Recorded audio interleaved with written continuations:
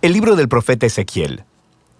Ezequiel fue un sacerdote que había estado viviendo en Jerusalén durante el primer ataque babilonio sobre la ciudad. Y la ciudad fue liberada, pero los babilonios tomaron una primera ola de prisioneros israelitas y los llevaron al exilio, y Ezequiel estaba entre ellos. Así que el libro comienza 5 años después de todo eso, y Ezequiel está sentado al lado de un canal de riego cerca de su campo de refugiados israelitas. Y resulta que es su cumpleaños número 30, año en que hubiera sido instituido como sacerdote en Jerusalén. Y luego, de repente, Ezequiel tiene una visión. Él mira una nube de tormenta que se acerca, y luego, dentro de la nube hay 4 extrañas criaturas que tienen sus alas extendidas y se tocan entre ellas. Y estas criaturas tienen 4 caras cada una, y luego él vio 4 ruedas, una por cada criatura. Y luego vio que las alas de las criaturas estaban soportando una plataforma brillante, y sobre esta plataforma está un trono. Y luego, sentado en ese trono, está una criatura semejante a un humano, brillando y envuelto en fuego. Y de repente, Ezequiel se da cuenta de lo que está viendo. Lo llama como una aparición de la semejanza de la gloria del Señor. Es Dios en su trono, montado sobre su carruaje real. Ahora, la palabra gloria en hebreo es kabod, significa pesado o grande. Los autores bíblicos utilizan esta palabra para describir la apariencia física y la manifestación de la grandeza de Dios cuando aparece en persona. Estas imágenes en la visión son muy similares a lo que sucedió cuando Dios apareció en el monte Sinaí en el libro de Éxodo. Y también es muy similar a las representaciones de la presencia de Dios sobre el arca del pacto. Y eso es de hecho lo más impactante de la visión de Ezequiel. ¿Qué está haciendo la gloria de Dios en Babilonia? Se supone que esté sobre el arca del pacto en el templo en Jerusalén. Así que la primera sección del libro abre para explorar esa pregunta, conforme Ezequiel comienza a acusar a Israel de rebelde. Así que Dios primero habla a Ezequiel desde el trono en el carruaje y lo llama como profeta. Ezequiel debe acusar a Israel por quebrantar de varias maneras el acuerdo de pacto con Dios. Israel ha entregado su lealtad a otros dioses y ha estado adorando ídolos. Y todo esto ha llevado a una rampante violencia e injusticia social. Así que, como resultado, Dios envía a Ezequiel para advertirle al pueblo. El primer ataque babilonio que llevó a Ezequiel al exilio será igualado por otro más, y Jerusalén y su templo se enfrentan a una destrucción inminente. De manera que Ezequiel utiliza palabras y otros medios para transmitir su mensaje. Él también realiza actos simbólicos. Estos eran una especie de teatro callejero. Ezequiel saldría en público y se comportaría de maneras muy extrañas, las cuales serían como parábolas de su mensaje profético. Construiría un pequeño modelo de Jerusalén y representaría un ataque contra él. O se rasuraría todo el cabello y lo cortaría con una espada. O, el más extremo, él debía representar el rol del macho cabrío el día de la expiación. Y él tendría que acostarse de lado durante más de un año, comiendo alimentos cocinados sobre excremento, como una señal de la horrible comida que el pueblo tendría que comer durante el asedio a Jerusalén. Y quizá lo más desalentador de todo esto son las malas noticias que Dios le dio a Ezequiel, que nadie iba a escucharlo. Israel lo rechazaría debido a su duro y rebelde corazón.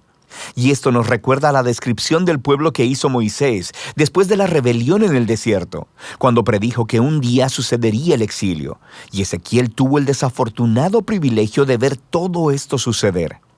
Así que el desanimado Ezequiel comienza a hacer su tarea, y después de más o menos un año, tiene otra visión. Esta vez es acerca del templo.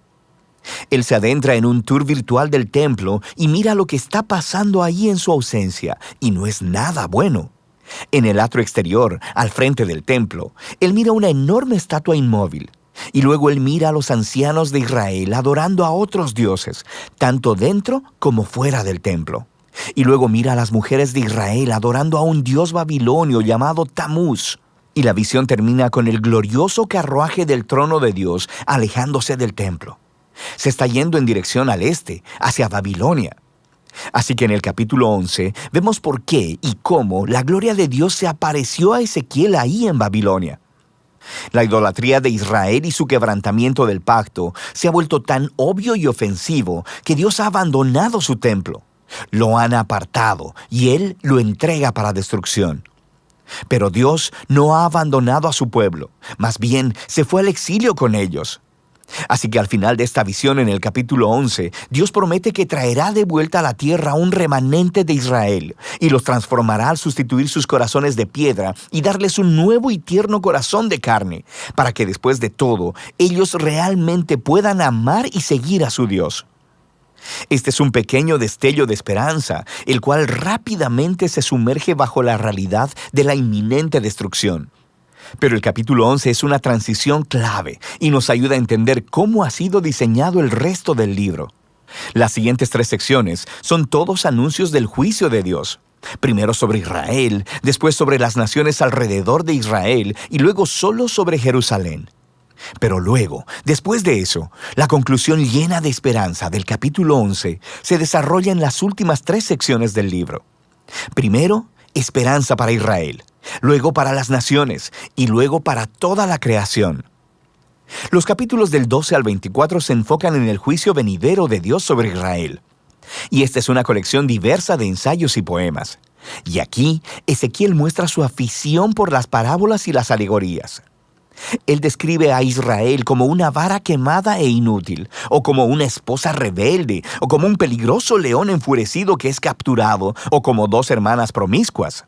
Todas son descripciones de la rebelión insensata y de la idolatría de Israel que resultan en su ruina. En esta sección, Ezequiel también actúa como un abogado. Él empieza a argumentar el caso de que, primero que nada, la destrucción de Jerusalén es realmente merecida como consecuencia de siglos de violar el pacto. Y que incluso si las personas más justas del mundo, como Noé, o Daniel, o Job, estuvieran vivas y orando para que Dios librara a Israel, Dios no aceptaría sus oraciones. Es demasiado tarde. La bondad de Dios, de hecho, demanda que Él aplique su justicia sobre esta generación de Israel. El exilio se ha vuelto inevitable. Han alcanzado el punto de no retorno.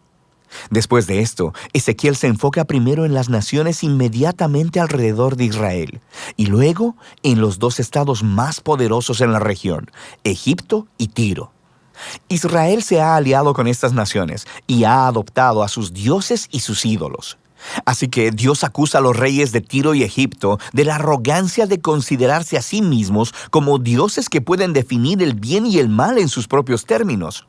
Y Dios hace responsables a estos reyes de su orgullo y anuncia que Él usará a Babilonia para hacerlos caer. Ellos se enfrentarán a la justicia de Dios junto con todos los demás. Después de estas secciones realmente intensas, tenemos una breve historia en el capítulo 33. Ezequiel se encuentra con un refugiado que acaba de llegar de Jerusalén, y él reporta que Babilonia ha atacado la ciudad de Jerusalén, que la ciudad ha caído y que el templo ha sido destruido. Las sombrías advertencias de Ezequiel se han vuelto una realidad, pero recuerda el final del capítulo 11. Ese no es el fin de la historia. Así que en el siguiente video exploraremos la profunda visión de esperanza de Ezequiel. Pero por ahora, esta es la primera mitad del libro de Ezequiel.